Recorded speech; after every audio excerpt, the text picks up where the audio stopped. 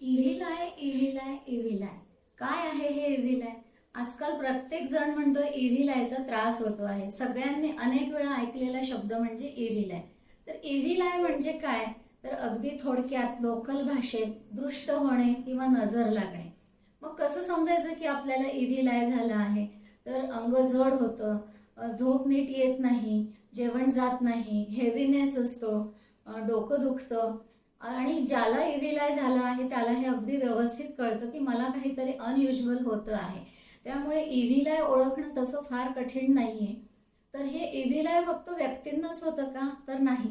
Evil I हे व्यक्तींना पण होऊ शकतं, वस्तूंना पण होऊ शकतं, जसं की कार वगैरे.